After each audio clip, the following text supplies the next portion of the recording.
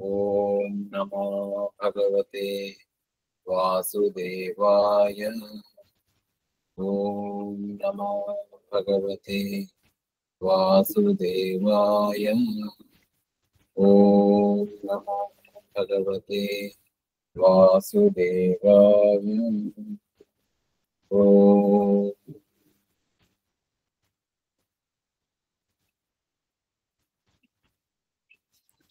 జయ గురు. అందరికీ నమస్కారం.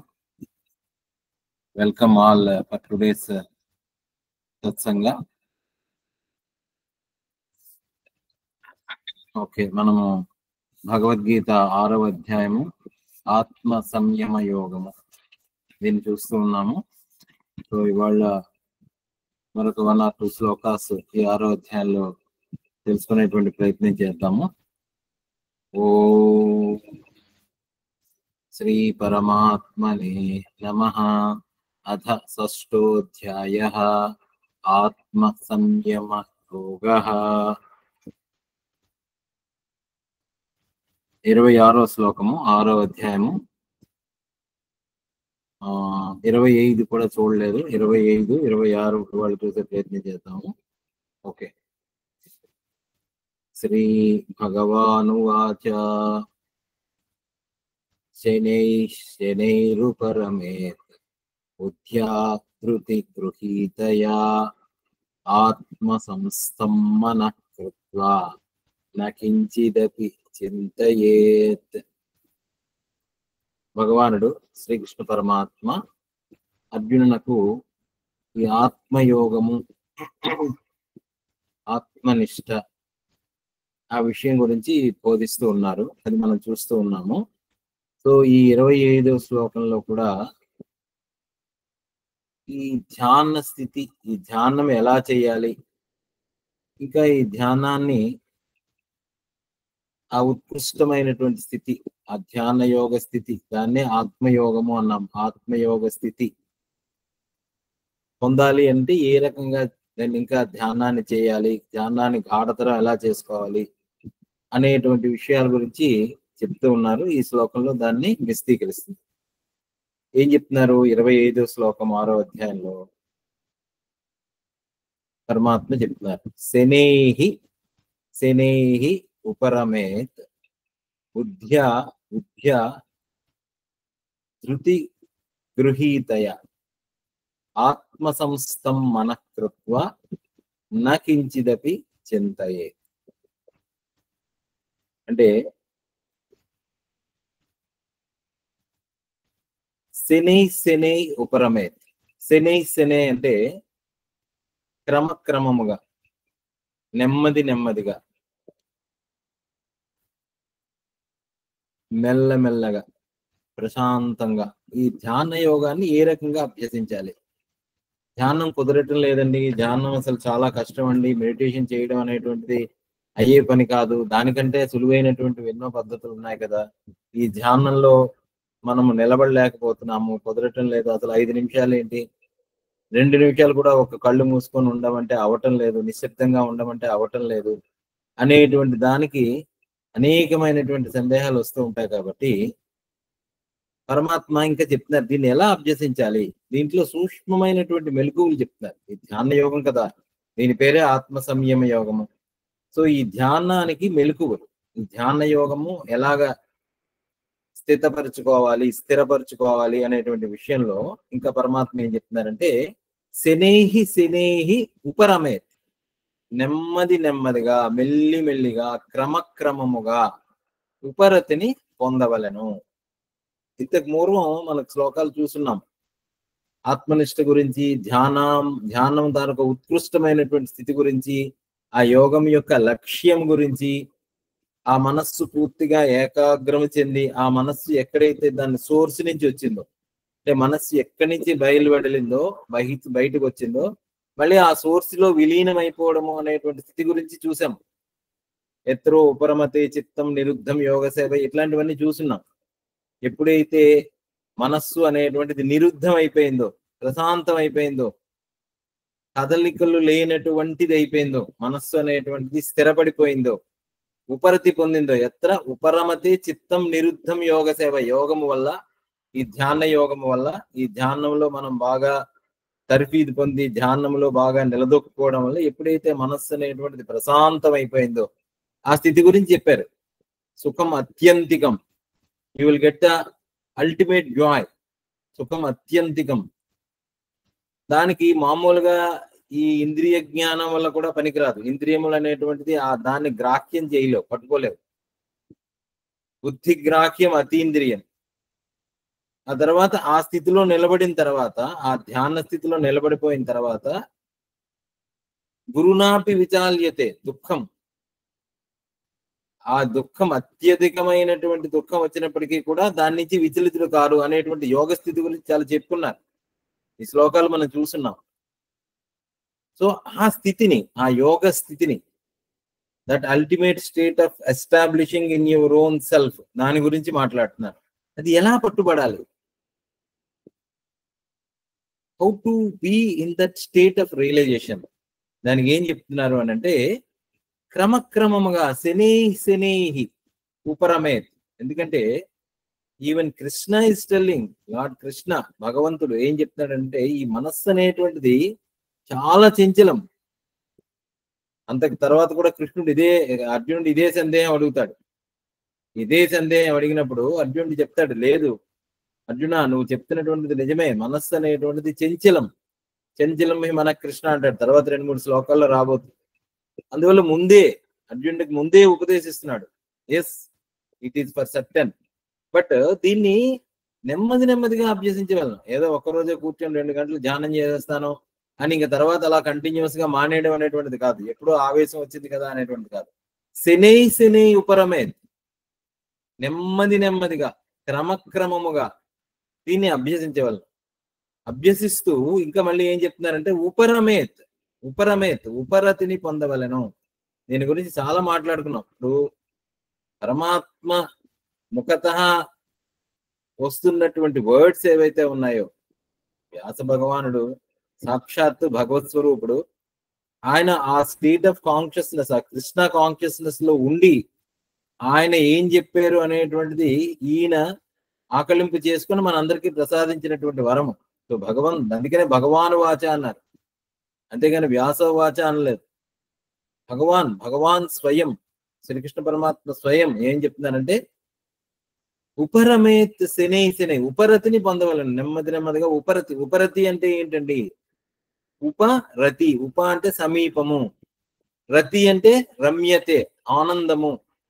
రతి అంటే రామ, మనం అనుకున్నాం రామ ఆనంద స్వరూపం, రామ అగ్నితత్వం, రామ ఆ రమించడము ఆనందముతో కూడి ఉండడము, ఉపరతిని పొందవలను. అంటే ఇన్ అదర్ వర్డ్స్ ఏంటంటే, that is the end of all sorrows, all sufferings.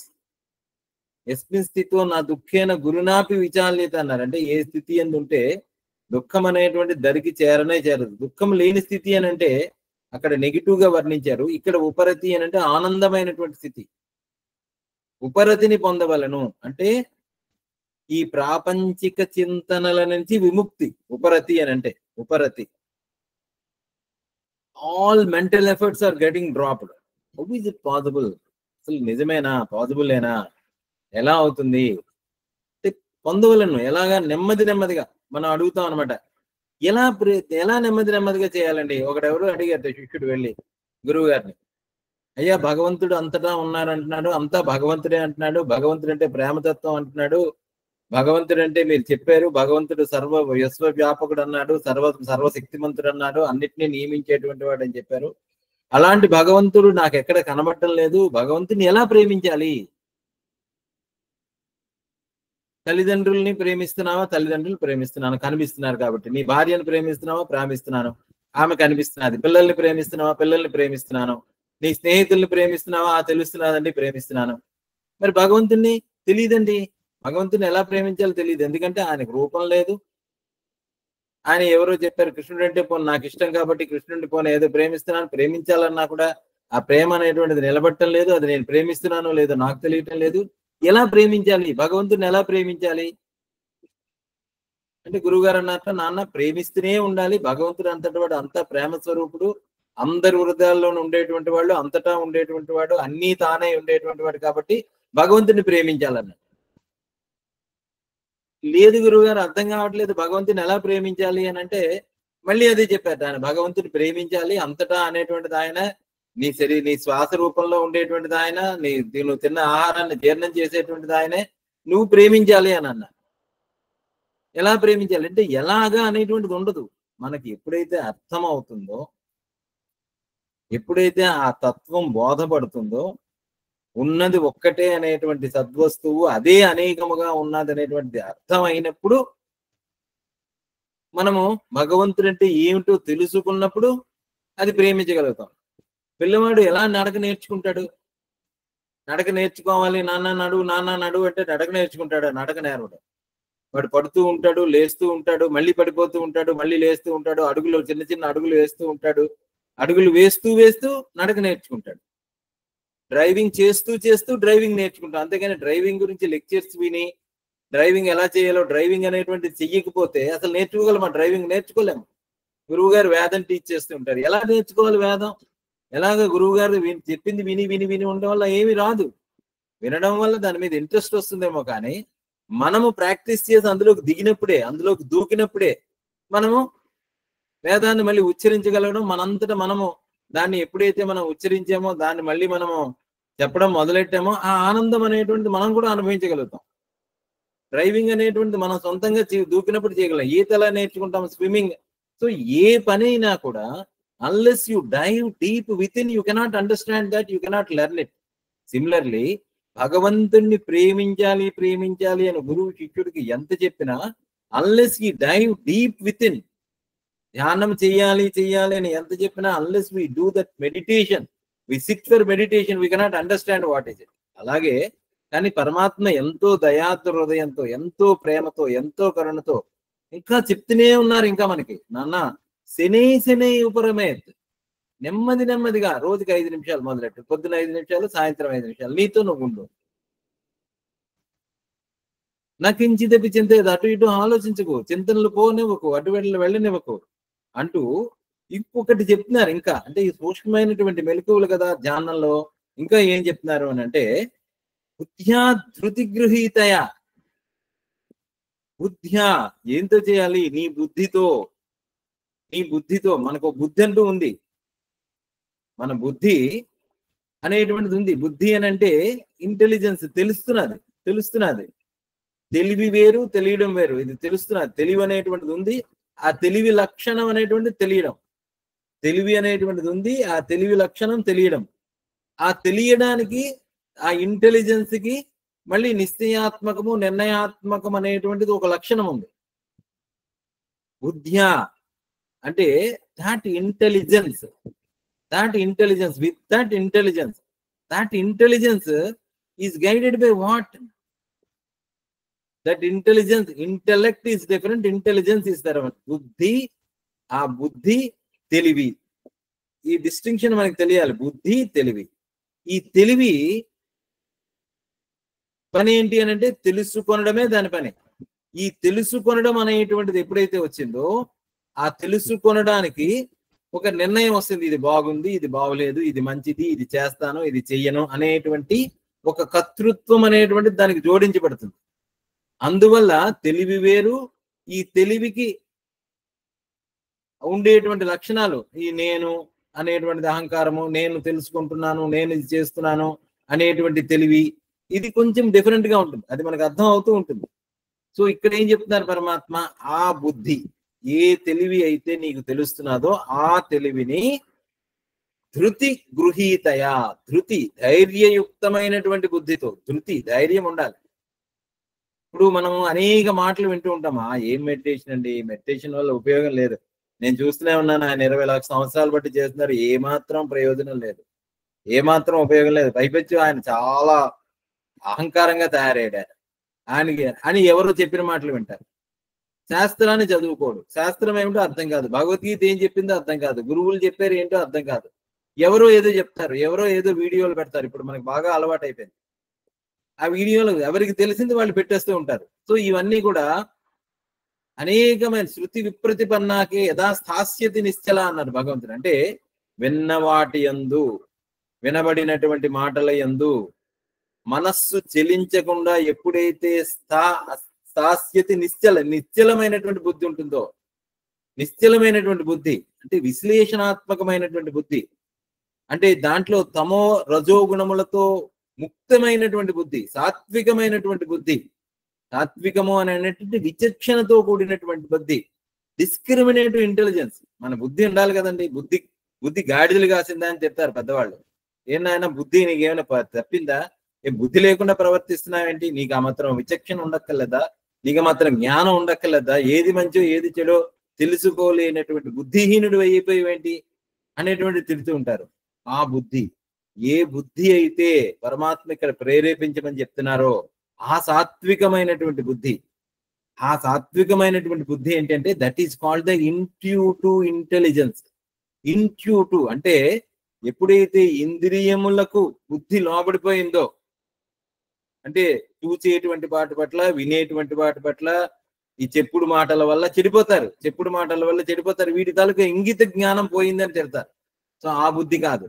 ఏ బుద్ధి అయితే శుద్ధమైనటువంటి బుద్ధి అయిందో, దీని మాటల్లో ఎలా చెప్తాము, సాత్వికమైనటువంటి బుద్ధి అయిందో, విచక్షణ బుద్ధి అయిందో, అహంకారం అణిగినటువంటి బుద్ధి అయిందో, తెలుసుకునేటువంటి బుద్ధి అయిందో, కేవలము సత్యమును గ్రహించగలిగినటువంటి బుద్ధి అయిందో. అందుకనే భాగవతంలో కూడా మొట్టమొదటి శ్లోకంలో వ్యాస భగవానుడు మాట్లాడినప్పుడే, భాగవతం మొదలెట్టినప్పుడే ఆయన ఏమన్నారంటే సత్యం పరం ధీమహి అన్నారు. అంటే ఆ సత్యమును నేను ధ్యానిస్తున్నాను. సత్యం పరం ధీమహి అంటే ఇప్పుడు ఆయన రామ పరం ధీమహి అనలేదు, కృష్ణ పరం ధీమని అనలేదు, లేకపోతే నారాయణ పరం ధీమని అనలేదు. ఎందుకంటే when you give certain names to it, though they are absolute truth, Krishna is the absolute truth, Rama is the absolute truth, Narayana is the absolute truth, Satyam. But we get contaminated because of our contaminated thinking. We get carried away by that. Then you can understand, then you can explore, then you can try to understand what is this Satyam. What is this Satyam? మార్పు చెందినటువంటిది ఏమిటి? అందుకనే భగవంతుణ్ణి నిర్దేశం చేసినప్పుడు ఏమన్నారంటే, ఉపనిషత్తు ఏం చెప్పింది? సత్యం జ్ఞానం అనంతం బ్రహ్మ. దట్ సద్వస్తువు ఏదైతే ఉందో, ఆ సత్తు ఉన్నది అనేటువంటిది ఏదైతే ఉందో, చిత్ తెలుసుకునేటువంటిది అంటూ ఏదైతే ఉందో, సచ్చిత్ స్వరూపం అనేటువంటిది ఏదైతే ఉందో, అది సత్యం జ్ఞానం అనంతం బ్రహ్మ అని నిర్దేశించారు. సత్యం జ్ఞానం అనంతం. ఆ సత్యం పరం ధీమహి. ఎప్పుడైతే ఆ సత్యాన్ని మనం ధీ నా యొక్క బుద్ధితో అక్కడ, అలాగే గాయత్రి మంత్రం ఏం చెప్తుంది? ధియో యో నః ప్రచోదయాత్, మా యొక్క బుద్ధులను ప్రేరేపించుగాక. అది ఇక్కడ చెప్తున్నారు. ఆ బుద్ధ్యా ధృతి గృహీతయ, ఆ బుద్ధితో ధైర్యం ఉండాలి. మళ్ళీ నా అయం ఆత్మ బలహీనేన నా లభ్యతే. బలహీనులకు ఈ జ్ఞానం వంట పట్టదు. బలహీన మనస్కులకు ఏమోనండి, ఏమవుతుందో అంతవరకు ఎందుకు. మనకి చాలా మంది లోకంలో చూస్తూ ఉంటాం, వాడు కొన్ని ఏదో ఉపన్యాసాలు విన్నా, లేకపోతే ఏదైనా గుళ్ళకి వెళ్ళినా, లేకపోతే ఎవరితో అయినా మహాత్ములతో తిరుగుతున్నా వాడు సన్యాసి అయిపోయాడు, వాడు ఇంక సంసారానికి పట్టకుండా తిరుగుతాడు అనేటువంటిది ఒక ముద్ర వేసేస్తారు. వాడు మొహం మీద బొట్టు పెట్టుకొని తిరిగితే చాలు, అమ్మో వీళ్ళతో లాభం లేదు. అంటే లోకంలో అనేకమైనటువంటి అపోహలు ఉంటాయి, లోకంలో అనేకమైనటువంటి అనుమానాలు. ఇవన్నీ కూడా దేనివల్ల అంటే భయం వల్ల వస్తాయి. దీంట్లో సత్యాన్ని గ్రహించలేనటువంటి వాటి వల్ల ఈ భయం అనేటువంటిది వస్తుంది. ఏమో ఈ భయము అని అంటే భగవంతుడి నుంచి ఒక్క క్షణము మాత్రం దూరంగా ఉంటే అది భయ హేతు. Even for a second if you are away from God అంటే ట్రూత్, సత్యం. అంటే సత్యమును ఎప్పుడైతే మనం అవగాహన చేసుకోలేమో, అసత్యం అనేటువంటిది విపరీతంగా ప్రబలిపోతుంది. Like a cancer, it eats everybody's, దానికి తెలియకుండానే. అందువల్ల ఆ ధైర్యం ఉండాలి, ఆ బుద్ధి ఉండాలి. అందువల్ల చాలా చక్కనైనటువంటి పదాలను చెప్తున్నారు ఇక్కడ. బుద్ధ్యా ధృతి గృహీతయ, ఆ బుద్ధితో కూడినటువంటి ధైర్యం, ఆ ధైర్యముతో కూడినటువంటి బుద్ధి, ఆ డౌట్లెస్ సంశయాత్మ వినశ్యతి అన్నారు. Why doubt? Explore it, understand it, experiment with it, sit with it, explore it, ask the guru, you question it, దానికి క్వశ్చన్ చేయాలి. ఏంటి, ఏం మాట్లాడుతున్నాను? Who is God, what is God, how can I be one with God, how can I meditate, why I'm getting this disturbance, why I'm not able to do. Question that, we don't question, we just మనం అన్ని వింటాము, అన్నిటితో move అవుతూ ఉంటాము, దేన్ని మనము question చేయము. Then without understand, then you don't understand what Krishna is talking. ఇక్కడ చెప్తున్నారు, బుద్ధ్యా ధృతి గృహీతయా, అది ధైర్యయుక్తమైనటువంటి బుద్ధి ద్వారా. ఏంటండి ధైర్యమైనటువంటి బుద్ధి అంటే? ఎప్పుడైతే నువ్వు అర్థం చేసుకున్నావో ఆ మనస్సుని, ఆ చింతనలను, ఆ ఆలోచనలను, ఆ కదలికలను ఎప్పుడైతే గమనించడం మొదలెట్టావో, క్రమక్రమముగా మెల్లిమెల్లిగా నువ్వు ఆ ఉపరతిని పొందుతావు. ఉపరతి అని అంటే తన యందు తాను నిలిచేటువంటి స్థితి, అంటే కదలికలు లేనటువంటి స్థితి, ప్రాపంచిక చింతనల నుండి విముక్తి అయినటువంటి స్థితి. ఇప్పుడు ప్రాపంచిక చింతనల నుంచి విముక్తి అయితే వాడు ఏమైనా సంసారం నుంచి పారిపోయి వెళ్ళిపోతాడా? లేదు. ఇంకా more effectively he will work, because he has more time, because he is free from disturbances, he is all powerful and he is more potent. అంటే ఆ శక్తి, ఆ ఆలోచన శక్తి కేంద్రీకృతం అవుతుంది కాబట్టి ఇంకా ఆయన ధైర్యంగా ఉంటాడు, దేన్నైనా ఎదుర్కొని మాట్లాడగలిగినటువంటిది ఉంటుంది. ఆ ఆలోచన అనేటువంటిది ఫోకస్ అవుతుంది. Then he will become mindful. అంటే మైండ్ఫుల్ మెడిటేషన్ అంట. మైండ్ అంటే ఒక్క దాని మీద కేంద్రీకరించగలుగుతాడు మనసు. అంతేగాని మనస్సులో అనేకమైనటువంటి చింతనలు ఉంటే దేని మీద వాడి కాన్సన్ట్రేషన్ ఉంటుంది. సో అందువల్ల పరమాత్మ ఏం చెప్తున్నారంటే బుద్ధ్యా ధృతి గృహీతయా. ఇంకా ఏం చెప్తున్నారు? ఆత్మ సంస్థం మనఃకృత్వ. ఇది చాలా ఇంపార్టెంట్ అండి. ఆత్మ సంస్థం మనఃకృత్వ. ఆత్మ సంస్థం అనంటే ఇది చాలా జాగ్రత్తగా మనము పరిశీలించాలి. ఇక్కడ ఏం చెప్తున్నారు అనంటే మనస్సును ఆత్మ నందు విలీనము చేసి, ఆత్మ అంటే తన స్వరూపము నందు విలీనము చేసి. ఏంటి తన స్వరూపనందు విలీనం చేయడం ఏంటి? తన స్వరూపం ఏమిటి అసలు? ఆత్మ సంస్థం మనఃకృత్వ అంటే మనస్సును తన స్వరూపమునందు కృత్వ స్థిరమనర్చి, నా కించిదపి చింతయేత్, మరి ఇతర విషయములు దేనిని కూడా నా చింతయేత్, వేరొక విషయమును ఆలోచించకూడదు, మరి ఒక విషయం మీద మనస్సు వెళ్ళరాదు, చింతన చేయరాదు. మనస్సు ఏమైనా మన మసల్లో ఉందండి, వెళ్ళరాదు అని అంటేనే దాని పని అది చేసుకుపోతుంటుంది. మనస్సు అంటేనే కదిలేది, మనస్సు అంటేనే ప్రవాహం, మనస్సు అంటేనే ఆలోచనల స్వరూపం. ప్రతిసారి కూడా మనము దీని మీదే దృష్టి పెడుతున్నాం. నాకించిదపి చింతయ్యేది, మరొక విషయం మీద వెళ్ళరాదు అనేటువంటిది పరమాత్మ చెప్తున్నారు. సో ఎలాగా? How is it possible? దీన్ని మనము కొంచెం చూడాలి. ఆత్మ సంస్థం మనఃకృత్వ, మనస్సును తన యందు తాను నిలిపి. ఏమిటి తన యందు తాను నిలపడం అంటే ఏంటి? ఇప్పుడు మనస్సుని కానీ మనం పరిశీలిస్తే, దీని గురించి చాలా మాట్లాడుకున్నాము, మళ్ళీ ఒక్కసారి కానీ దాని మీద మనము ఫోకస్ పెడితే, మనస్సు అని అంటే మనం ఏమనుకున్నాము? ఆలోచనల సమాహారం, కదలికలతో ఉండేటువంటిదే మనస్సు, చింతనలు లేదా thoughts, the flow of thoughts. It's a bag, it's a content. ఈ బ్యాగ్ లో అనేకమైనటువంటి వస్తువులు ఉంటాయి, మనస్సు అనేటువంటిది ఉంటుంది. ఈ మనస్సుని మనము ఫోకస్ చేస్తే, కాన్సన్ట్రేట్ చేస్తే, అంటే మనస్సు మీద ఏకాగ్రం చేస్తే, అంటే ఈ తెలివితో బుద్ధ్యా ధృతి గృహీత శనై నెమ్మది నెమ్మదిగా మనం ధ్యానంలో కూర్చున్నప్పుడు ఈ మనస్సు మీద ఎప్పుడైతే ఫోకస్ పెట్టామో, అంటే మనస్సుని వాచ్ చేసామో, పరిశీలిస్తున్నాం, వీఆర్ ఇంట్రాస్పెక్టింగ్. చాలా సింపుల్ గానే ఉంటుంది ఇది, కానీ మనకి ప్రాక్టీస్ లేకపోవడం వల్ల చాలా కష్టంగా ఉంటుంది. ఇప్పుడు ధ్యానాన్ని మొదలుపెట్టిన కొత్తలో మనకి అసలు చాలా డిస్టర్బెన్సెస్ ఎక్కువ ఉంటాయి. ఎందుకంటే ఇప్పుడు ఫర్ ఎగ్జాంపుల్ ఒక మురికి గుడ్డ ఉంటుంది, బాగా మలినమైనటువంటి వస్త్రం. ఆ మలినమైనటువంటి వస్త్రాన్ని ఉతకగానే మొట్టమొదటి ఏమొస్తుంది? దాంట్లో నుంచి విపరీతమైన మురికి బయటకు వస్తుంది. మురికి, ఎంత మురికి వచ్చింది అనేటువంటిది ఆ వస్త్రంలో అంత మురికి ఉందని మనకు తెలియనే తెలియదు. మనం ఏంటంటే అది చూడడం, వాషింగ్ మిషన్ లో వేసేస్తాము. ఆ వాషింగ్ మిషన్ ని మళ్ళీ ఒకసారి క్లీన్ చేసినప్పుడు విపరీతమైనటువంటి డర్ట్ బయటకు వస్తుంది. ఇదంతా మన వస్త్రాల నుంచి వచ్చిందే కదా. అలాగే ఒక మలిన వస్త్రాన్ని మనం మామూలుగా ఒక బకెట్ లో ఉతికితే అది ఒక్కసారి తీసామంటే అవి మలినం అంతా కిందన ఉంటుంది. అంటే ఆ వస్త్రానికి అంత మురికి ఉందన్నమాట. అలాగే టర్బిడ్ వాటర్ ఉంటుంది. ఒక గ్లాసులో మురికి నీరు పోస్తాం. ఆ మురికి నీరు పోసి ఆ గ్లాసుని పెట్టి ఆ గ్లాసుని అలా ఉంచేసామనుకోండి, కాసేపటికి అందులో ఉండేటువంటి ఆ మురికి అంతా నెమ్మదిగా సెటిల్ అవుతుంది. స్వచ్ఛమైనటువంటి నీరు పైకి వస్తుంది. ఒక గంట సేపు దాన్ని అలా పెడితే ఆ మురికి అంతా కూడా కింద దట్టంతా కూడా చేస్తుంది.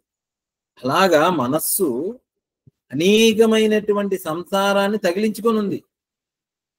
మనం దాన్ని డర్ట్ అంటామా, లేకపోతే కదలికలు అంటామా, లేకపోతే రాగద్వేషాలు అంటామా, లేకపోతే నేను నాది అనేటువంటి అంటామా, లేకపోతే సుఖము దుఃఖము అంటామా, ద్వంద్వాలు అంటామా, నాది నావాళ్ళు, అనేకమైనటువంటి భావన రూపంగా మనస్సు చాలా జటిలమైనటువంటిది. Like that. ఇంకా ఆ మురికి క్లాత్ కంటే, ఆ టర్బిడ్ వాటర్ కంటే ఎన్నో వందల వందల వందల రెట్లతో అదంతా లేయర్స్ తో మునిగిపోయినటువంటి దాన్ని మనం ఏం చేయాలి?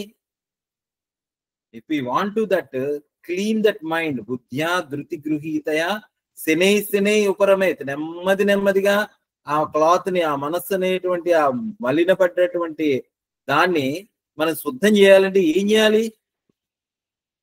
చూడాలి. Watch the mind. If you watch the mind, ఇప్పుడు ఏమవుతుంది అంటే ఆ గ్లాసులో మనము మురికి నీరుని అలా గట్టే పెట్టినట్టుగా మనస్సుని అలాగా పరిశీలిస్తూ ఉంటే ముందు అనేక వాసనలతో కూడింది కాబట్టి అనేకమైనటువంటి ఆ టర్బిడ్ అలాగ వస్తూనే ఉంటుంది. మనం ఏం చేస్తాము అని అంటే దాన్ని మళ్ళిస్తాం. దాన్ని వేరే దానికి మళ్ళించడం వల్ల ఏమవుతుంది? మనం అలా కెలకలు పెడుతూనే ఉంటాం. అంటే అది ఎప్పుడూ కూడా we are not allowing to settle that dirt. దాని ఆత్మ సంస్థ ఎలా అవుతుంది? తను ఎక్కడి నుంచి వచ్చిందో, తన స్వరూపం ఏమిటో, అసలు దాని మూలం ఏమిటో అసలు మనకి ఎలా అంటపడుతుంది? వంట పట్టదు.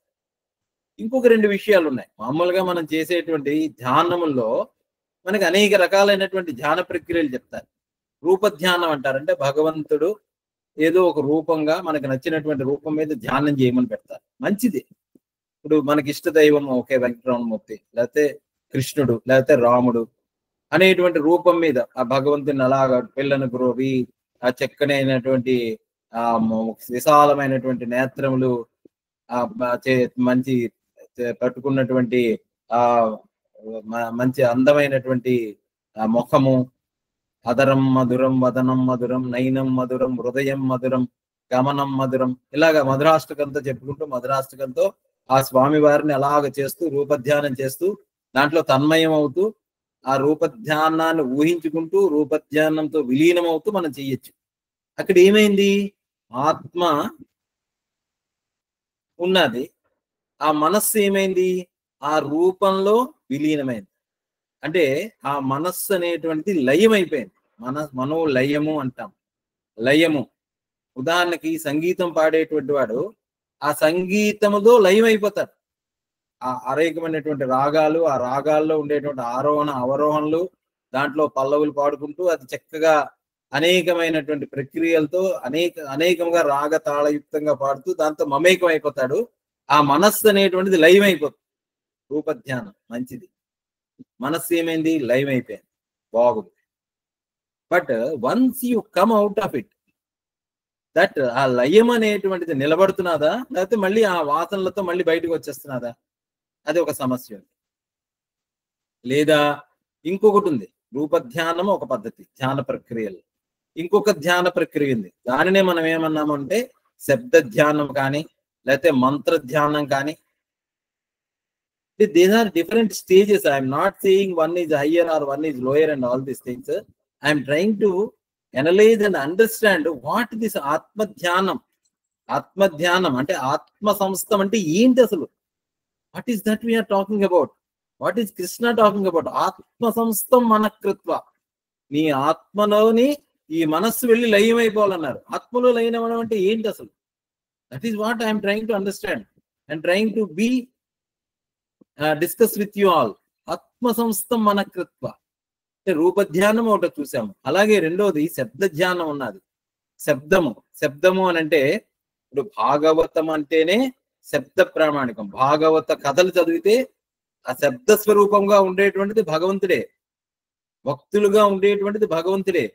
ఈ భక్తులు భగవంతుని కంటే వేరు కాదు, భగవంతునితో మమేకమైపోయినటువంటి వాళ్ళు. అందువల్ల ఆ భక్తుల చరిత్రలు చదివినా, భక్తుల విశేషణాలు చదివినా, భక్తుడికి భగవంతుడికి అనుసంధానం అనేటువంటి చూసినా మన మనస్సు ఏమవుతుంది అని అంటే రసాస్వాదన పొందుతుంది, అంటే ఒక అలౌకికమైనటువంటి ఆనందాన్ని పొందుతుంది. లేకపోతే మనం ఓం నమో నారాయణాయ అనేటువంటి మంత్రాన్ని చదువుతాం, ఆ మంత్రాన్ని అలా జపిస్తాం, జపిస్తున్నటువంటి మంత్రాన్ని వింటూ ఉంటాం, ఆ విన్న మంత్రంతో మమేకమైపోతాం. అలా చెప్పగా చెప్పగా చెప్పగా చెప్పగా మనస్సు అనేటువంటిది విలీనమైపోతుంది. శబ్ద ధ్యానం, ఈ శబ్ద ధ్యానములో కూడా మనస్సు ఏమైంది? లయమైపోయింది, మనోలయమైంది. గుర్తుపెట్టుకోవాలి, మనం మనోలయం గురించి మాట్లాడుతున్నాం. మనోలయమైనప్పుడు మనము చాలా ఆనంద స్థితిని అనుభవిస్తాం. ఒక్కసారి ఆ సంగీతం ఆగిపోయినా, ఒక్కసారి ఈ మంత్రజపం ఆగిపోయినా, లేకపోతే మనము బయటకు వచ్చేస్తే, ఆ లయమైనటువంటి స్థితి నుంచి బయటకు వచ్చేస్తే మళ్ళీ మనం ఎలా ఉంటున్నాము? మళ్ళీ మనకి పాత చింతనలు, పాత వాసనలు అనేటువంటిది వస్తూనే ఉన్నాయి, మళ్ళీ పుడుతూనే ఉన్నాయి, మనకి మళ్ళీ పుడుతూనే ఉన్నాయి. ఇలాంటి స్థితే మనోలయ స్థితి. ఇంకోటి కూడా ఉంది, నిద్ర. గాఢమైనటువంటి నిద్రలో కూడా మనస్సు ఏమైంది? లయం అయిపోయింది. ఆ గాఢమైనటువంటి నిద్రలోంచి బయటికి రాగానే చాలా ఆనందాన్ని అనుభవిస్తున్నాం, కానీ బయట మెలకువ రాగానే మళ్ళీ ప్రాపంచిక చింతనలతో మనసు నిండిపోతున్నారు. మళ్ళీ దాన్ని మళ్ళీ మంత్రధ్యానమో, మళ్ళీ నామధ్యానమో, లేకపోతే రూపధ్యానమో, లేకపోతే ఏదో, అంటే మళ్ళీ లయం, అంటే లయము మళ్ళీ బయటికి రావడం, లయము మళ్ళీ రావడం, మళ్ళీ అనేటువంటి జరుగుతూనే ఉన్నాయి. అలాగే మూర్ఛ వచ్చింది ఒకటి, మూర్ఛ వచ్చినప్పుడు కూడా తనని తాను మర్చిపోతాడు, మూర్ఛలో ఉంటాడు, అయిపోతాడు. లేకపోతే ఒకటికి ఇంకా అపస్మారక స్థితిలోకి వెళ్ళిపోతూ ఉంటాడు, ఏదో సమ్మ అవడం వల్ల. ఆ స్థితి ఎందుకు కూడా మనస్సు లయమవుతున్నది. అంటే ఈ స్థితులన్నీ కూడా మనస్సు లయమవుతున్నది, మళ్ళీ బయటకు వస్తున్నది. కానీ రమణ మహర్షి వారు 2 స్థితుల గురించి చెప్పారు, మనోలయము, మనోనాశనము గురించి మాట్లాడారు. మనోలయము, మనోనాశనం అంటే ఈ లయమైపోయినటువంటి స్థితిలో మళ్ళీ మనస్సు బయటకు వస్తున్నది. అంటే ఈ కొన్ని సమాధుల గురించి కూడా చెప్తారు పతంజలి. నిర్వికల్ప సమాధి, నిర్గుణ నిర్విశేష నిర్వికల్ప సమాధి, తర్వాత సంప్రజ్ఞ సమాధి, అసంప్రజ్ఞాత సమాధి. That's a different topic. అంటే దీంట్లో ఏంటంటే ఈ స్థితులు మనోలయము, మనోనాశనము గురించి మాట్లాడేటువంటి సమాధి స్థితుల గురించి చెప్తారు. సో ఇక్కడ ఇంకొక స్థితి ఉంది, మనోనాశనం. మనోనాశనము అని అంటే from where the mind has come, ఆ సోర్స్ లో మళ్ళీ విలీనం అయిపోవడం అన్నమాట, అది మనోనాశనం. ఏకచింతన నాశమేత్యద అంటారు పతంజలి మహర్షి, రమణ మహర్షి వారు ఉపదేశారంలో. అంటే ఈ మనోనాశనం ఎలా అవ్వాలి అని అంటే అది ఒక్క చింతన వల్ల. అంటే if you meditate on that aspect, then the mind will merge in the source from where it has awaken. Mind అనేటువంటిది ఎక్కడి నుంచి ఉత్పన్నమైందో అక్కడ దాంట్లో విలీనం అయిపోతుంది. ఎక్కడి నుంచి ఉత్పన్నమైందండి మనస్సు? From where it has Ryzen. మనస్సు ఎక్కడి నుంచి వచ్చింది, మనస్సుకి మూలం ఏంటి అనేటువంటిది ఆలోచిస్తే, ఈ మనస్సు అంటే ఏంటి? మనస్సులో బేసిక్ గా ఈ స్వరూపం ఏంటి? మనస్సులో మనస్సు అనేటువంటిది తెలుసుకోవడమే దాని స్వరూపం. మనస్సు అనేటువంటిది తెలుస్తూ ఉంటుంది, ఎందుకంటే బుద్ధి ఉంది కదా, మనస్సుతో పాటు బుద్ధి ఉంది. అంటే ఇవన్నీ కూడా అంతఃకరణమే కదా. మనస్సులో బుద్ధి ఉంది, మనస్సులో అహంకారం ఉంది, మనస్సులో భావన ఉంది, మనస్సులో కదలిక ఉంది. There are 4 aspects of the mind. మనస్సులో కదలిక ఉంది, మనస్సులో తెలివి ఉంది, మనస్సులో నేననేటువంటి చింతన ఉంది, మనస్సులో భావన, ఎమోషన్స్ ఉన్నాయి. ఇవి ఎక్కడి నుంచి? ఇవన్నీ కూడా తెలుస్తున్నాయి నాకు. ఇవన్నీ కూడా ఎక్కడ తెలుస్తున్నాయి? మనస్సులో తెలుస్తున్నాయి. ఈ మనస్సులో తెలియడము అనేటువంటిది ఇట్స్ ఎ బారోడ్, అంటే అప్పు తెచ్చుకుంది ఎక్కడి నుంచో. దానికి స్వయంగా మనస్సుకి స్వయముగా ఆ శక్తి లేదు, స్వతహాగా మనస్సుకి ఆ శక్తి లేదు. ఎందుకంటే మనస్సుకి ఆ శక్తి ఉంటే ఆ లయం అయిపోయినప్పుడు అది లయం అవదు, సహజంగా తెలుసుకొని ఉండాలి. ఎక్కడైతే వెళ్ళి విలీనం అయిపోతున్నదో ఆ విలీనములో అది ఇంక తెలుసుకోవటం లేదు, అది ఉండడమే జరుగుతున్నది. అంటే ఉండడం అనేటువంటి స్థితిలో దాని ఒరిజినల్ స్టేట్ అనమాట. ఎక్కడి నుంచో ఉండడం నుంచి అది బయటకు వస్తున్నది, ఉండడం నుంచి బయటకు వస్తున్నది, ఉండడం నుంచి తెలివి నుంచి బయటకు వచ్చి మళ్ళీ తెలివి స్వరూపంగా ఉంటూ మళ్ళీ కలిసిపోతున్నది. లైక్ దట్ బారోడ్ అనమాట. లైక్ ఇది అభాసము అంటే ఒక ప్రతిబింబము, ఒక రిఫ్లెక్ట్, ఒక చేతన నుంచి బయటకు వచ్చి మళ్ళీ కలిసిపోతున్నది అది. సో ఎక్కడి నుంచి వస్తున్నది అని అంటే ఏదైతే సోర్స్ ఉందో ఆ సోర్సే నేను, అదే ఆత్మ, అదే ఆ తెలివి. దాన్నే మనం ఏమన్నామంటే సత్చిత్ అన్నాం. సత్చితే ఆ తెలివి. అంటే ఆ సత్చిత్ ఉండడము తెలియడము అనేటువంటిది మూలమునందు ఉండేటువంటి తెలివి నుంచి ఈ నేను అనేటువంటి అహంకారము, కదలిక అనేటువంటి ఆలోచన, తెలుసుకుంటున్నాను అనేటువంటి బుద్ధి, ఇమోషన్ అనేటువంటిది వస్తున్నాయి, ఈ బయటకు వస్తున్నాయి, మళ్ళీ ఆ సోర్స్ లో కలిసిపోవాలి. అందుకని అహమయం కుతో భవతి చిన్మతః అన్నారు. అంటే నేనెవరు అంటే ఇక్కడ కూడా ఈ నేను అనేటువంటిదే ఈ మనస్సు ఆక్యుపై చేసి ఉంటుంది. అంటే ఈ నేను అనేటువంటి మూల చింతన నుంచి, that is the fundamental vibration, కదలిక, అహం అహం అహం అనేటువంటి కదలిక, నేను నేను నేను అనేటువంటిది కదలిక. ఈ నేను నేను అనేటువంటిది ఫండమెంటల్, మొట్టమొదట వచ్చేటువంటి కదలిక, ప్రిమార్డియల్. తెలుస్తూ ఉంటుంది, కదులుతూ ఉంటుంది. అందుకనే మొట్టమొదట మెలకువ రాగానే తెలిసేటువంటిది ఏంటి? అహం అహం అహం అహం. నేను నేను నేను నేను నేను తండ్రిని, నేను తల్లిని, నేను ఉద్యోగిని, నేను భర్తను, నేను భార్యను అనేటువంటిది ఆ కదలిక. ఆ నేను అనేటువంటిది ఉంటూ దాని మీద అన్ని తెలియడాలన్నీ కూడా ఆపాదించబడుతున్నాయి. ఈ నేను అనేటువంటిది ఎక్కడి నుంచి వచ్చిందో విచారం చేయమంటారు. అహమయం కుతో భవతి. అప్పుడు అదే ఆత్మ సంస్థం. అంటే ఈ మనస్సుని వాచ్ చేస్తూ ఎప్పుడైతే మనస్సుని వాచ్ చేస్తున్నామో, అది ఎప్పుడైతే నిశ్శబ్దమైందో, అంటే ఎప్పుడైతే ఆ కదలికలు అనేటువంటి తగ్గాయో, ఎప్పుడైతే సరస్సులో పెద్ద రాయి వేసావు, ఆ రాయి వేసినప్పుడు అనేకమైనటువంటి తరంగములు వచ్చాయి. ఈ తరంగములన్నీ కూడా కాసేపటి అయ్యేసరికల్లా తరంగములన్నీ కూడా ఆ కదలికలన్నీ కూడా లేకుండా ఆగిపోయింది. ఆ ఆగిపోయినప్పుడు స్ఫురించేటువంటి అహం అహం అనేటువంటిది ఉంటుంది అక్కడ.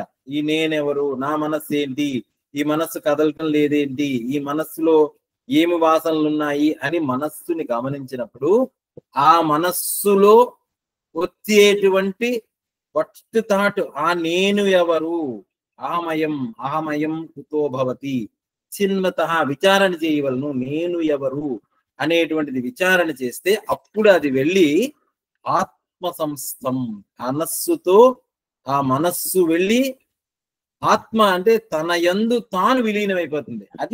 అది ఆత్మ సంస్థం మనకత్వ. ఈ ఆత్మే భగవత్తు, అదే పరమాత్మ. ఎలా చెప్తారండి ఆత్మే భగవంతుడు అనేది? ఏమిటి మీకు తెలుసు? భగవంతుడు అంటే వేరు కదా, భగవంతుడు వేరే చోట ఉన్నాడు కదా, భగవంతుడు బయట ఉన్నాడు కదా, అంతటా ఉన్నాడు కదా. భగవంతుడు ఈ ఆత్మ, ఈ చైతన్యము ఫండమెంటల్ గా ఉండేటువంటిది ఎలా చెప్తారు అని అంటే ఒక చిన్న విచారణ. దీని మీద కూడా మనము కొంచెం ఆలోచించేద్దాం.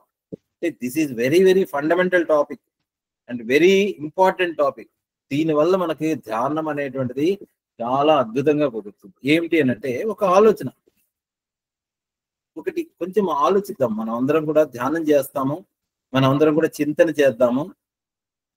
ఇప్పుడు ఒకడు అన్నాడు, ఆయన అన్నాడు నేను ఒక్కడనే ఉన్నాను, ఈశ్వరుడు అనేటువంటి వాడు లేడు, ఎందుకంటే నాకు కనబడటం లేదు. I alone exist. And of course జగత్ నేను చూస్తున్నాను కాబట్టి జగత్ ఎగ్జిస్ట్ అవుతున్నది. కానీ జగత్తును కూడా నేనే చూస్తున్నాను కాబట్టి నేను ఒక్కడనే ఉన్నాను, ఈశ్వరుడు లేడు. నాస్తిక భావన, ఎందుకంటే నాకు ఎక్స్పీరియన్స్ లేదు. వాడిని ఏమన్నాము మనము? నాస్తికుడు అన్నాం.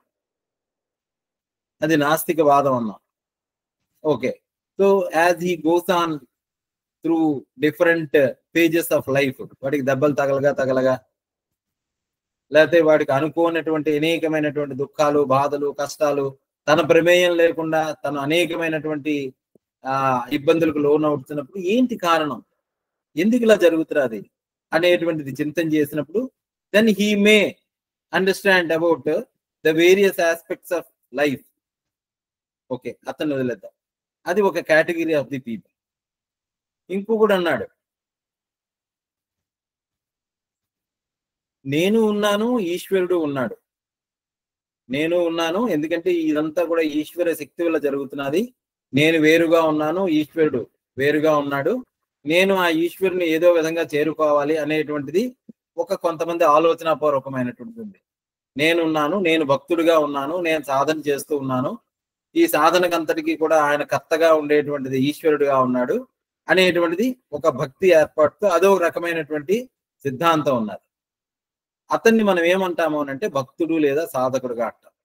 ఇది ఇలా కొంతకాలం జరిగిన తర్వాత నేను ఉన్నాను, ఈశ్వరుడుగా ఉన్నాడు, ఈశ్వరుడు ఉన్నాడు, నేను ఆయన తెలుసుకోవాలి, ఈ జగత్తుంది, ఈశ్వరుడు ఉన్నాడు, నేనున్నాను అనేటువంటి త్రిపుటి 3 రకాలైనటువంటి చింతనలతో అలాగుంటూ సరెండర్ అవుతూ అవుతూ అవుతూ then he may realize at certain point of time నేను లేను, ఈశ్వరుడు ఒక్కడే ఉన్నాడు, ఇంకా నేను లేను అనేటువంటి ఒక స్థితి రావడం సంభవమే. ఎందుకు ఎలాగా అంటారు అనంటే, నేను లేకుండా ఎలా ఉన్నాను అనంటే, ఈ నేనుకి అసలు ఉనికి ఎక్కడి నుంచి వచ్చింది? ఈ నేను అనేటువంటిది అంటున్నాను అనంటే, ఈ నేను అనేకముగా కనిపిస్తున్నటువంటిలో ఏకముగా ఉన్నది ఒకటి ఉంది కదా. ఎందుకంటే నేను ఎవరు? నేనంటే ఈ దేహమా, నేనంటే ఈ మనస్సా, నేనంటే ఈ పంచభూతాత్మకమైనటువంటిదా అని ఇంకొంచెం చింతన చేసి దాని లోపలికి వెళ్ళి ఈ నేను అనేటువంటిది ఏమిటి అనేటువంటిది కానీ ఇంకా చింతన చేసి ఆ నేను యొక్క ఉనికి ఏమిటి అని అంటే ఆ నేను కూడా వెళ్ళి ఎక్కడి నుంచి అయితే ఈ నేను అనేటువంటిది వచ్చిందో దాంట్లో మెర్జ్ అయిపోతుంది. అప్పుడు వాడికి ఏమనిపిస్తుందంటే ఉన్నది ఒక్కటే, ఆ ఈశ్వరుడు ఒక్కడే ఉన్నాడు అనేటువంటి స్థితికి వెళుతున్నటువంటిది.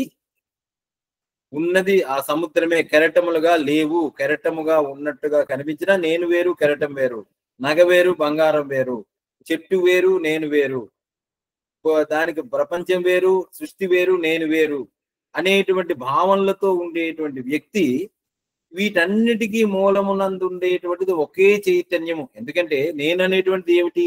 నేననేటువంటిది కానీ ఫండమెంటల్ గా చూస్తే అది కూడా ఒక చైతన్యమే కదా, ఒక తెలివే కదా, ఒక ఎరుకే కదా, అంతకంటే భేదంగా లేదు కదా. ఈ అందరిలో ఉండేటువంటి ఎరుక, అందరిలో ఉండేటువంటి తెలికి ఒక్కటిగానే ఉంది కానీ వేరువేరుగా లేదుగా. ఎందుకంటే నేను చిన్నప్పుడు 5 ఏళ్ల వయసప్పుడు నేను నా అనుభవంలో ఉన్నాను. నేను ఆ నేనుకి ఇప్పుడు 60 ఏళ్ళు వచ్చినటువంటి నేనుకి అనుభవంలో వేరుగా ఉంది కానీ ఈ నేను అనేటువంటి దాంట్లో వేరు లేదుగా. Experiences are differing but there is only fundamental నేను. అలాగే అందరిలో ఉండేటువంటి నేను ఒకటే కదా. అందరిలో ఉన్న నేను ఒకటే అయినప్పుడు వీటన్నిటికీ మూలమునందు ఉండేటువంటి ఒకటే నేను ఉండాలి కానీ అనేకమైనటువంటి నేనులు ఉండడానికి లేదు కదా. It is simple fact of understanding. ఆ స్థితికి వచ్చినప్పుడు ఉన్నది ఒక్కటే ఈశ్వరుడే అని అర్థమైనప్పుడు ఈ ఆత్మ సంస్థం అంటే ఈ ఆత్మ సంస్థం నేనుగా ఉన్నటువంటిది నేను కాదు, ఈ నేనుగా ఉన్నటువంటిది ఈశ్వరుడే, పరమేశ్వరుడే, భగవంతుడే అనేటువంటి స్థితిని ఎక్స్పీరియన్స్ చేయగలుగుతారు. అది ఆత్మ సంస్థం మనఃకృత్వ అంటే భగవంతుడు. అందుకనే మన్మనాభవ మద్భక్త మధ్యాది మాం నమస్కురు అన్నాడు కృష్ణుడు. అంటే నన్నే శరణు, నన్ను పూజించు, నాతో కూడి ఉండు, సమస్తమైనటువంటిది కూడా నాకు సమర్పించు అన్నాడు. అక్కడ నేను అని అంటే ఉన్నది ఒక్కటే అయినటువంటి ఆ ఈశ్వరుడికే మనం సమర్పణ భావం చేస్తే అదే నీ యందు నువ్వు ఉండడము, అదే పరమాత్మ యందు ఉండడము. అందువల్ల ఆత్మ సంస్థ మనఃకృత్వ అంటే పరమాత్మ యందు నువ్వు ఉండడము, పరమాత్మ యందు కృత్వ స్థిరమనర్చి అంటే అదే ఈశ్వరార్పణ బుద్ధి. అంటే కర్మయోగం చేయగా మనస్సు ప్యూరిఫై అయితే, ఈశ్వరార్పణ బుద్ధి అనేటువంటిది అలవాటైతే ఇంకా మనస్సు అంతా కూడా మనో లయం నుంచి మనో నాశనం అయిపోయి ఆ మనస్సు అనేటువంటిది వెళ్ళి ఆ భగవంతునితో విలీనమైపోతుంది. Like the salt doll goes and merge with the sea అయిపోయినట్టుగా ఈ మనస్సు వెళ్ళి ఆ ఆత్మయందు విలీనం అయిపోతుంది. ఆత్మ పరమాత్మతో అభేదంగా దాన్ని అర్థం చేసుకొని దాని ఎందు ఉండిపోతుంది. అప్పుడు నాకించిదపి చింతయే, ఇంకప్పుడు చింతన చేయవలసిందంటూ ఏమీ లేదు, వేరే ఆలోచన అంటూ ఏమీ ఉండదు అనేటువంటి విషయాన్ని చెప్తున్నారు. సో దేని యందు కూడా దేనిని సంకల్పించరాదు అని అంటే ఇంక చేసే పని అంటూ లేదు. నా కర్తృత్వం నా కర్మాణి, దానికి కర్తృత్వం లేదు కర్మ లేదు. ఆ స్థితి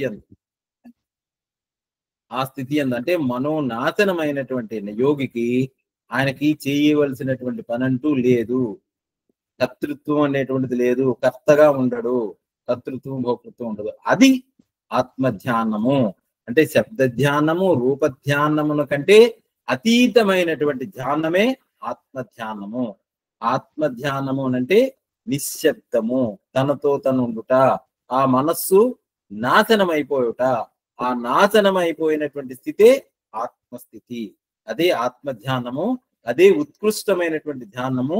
ఆ ధ్యానము గురించి ఎలా చేయాలి అంటే నెమ్మదిగా శనైరుపరమే బుద్ధ్యా ధృతి గృహీతయ ఆత్మ సంస్థం మనకృత్వ నాకించిదపి చింతయేతని పరమాత్మ ఈ శ్లోకంలో ఈ ఆత్మ ధ్యానాన్ని గురించి ఇంకొక మెట్టు తీసుకెళ్లి దాన్ని ఎలాగ నెమ్మదిగా ప్రాక్టీస్ చేయాలనేటువంటి దాన్ని చక్కగా దీని ఎందుకు చెప్తున్నారు. మళ్ళీ ఒకసారి శ్లోకాన్ని అనుకుందాం. శనైరుపరమేత్ బుద్ధ్యా ధృతి గృహీతయా ఆత్మ సంస్థం మనకృత్వ నాకించిదపి చింతయేత్. ధైర్యముతో నిలబెట్టబడిన బుద్ధితో మెల్లమెల్లగా ఉపరతి అంటే ప్రాపంచిక చింతనలు సంకల్పములను చాలింపు చేసుకొనవలెను. మనస్సుని ఆత్మస్వరూపమునందు విలీనం చేసి దేనినైనను సంకల్పించరాదు. హరి ఓం. ఓం తత్సత్. సర్వం శ్రీకృష్ణార్పణమస్తు. We'll stop it here and we'll meditate for a few minutes. Hari Om. Be silent.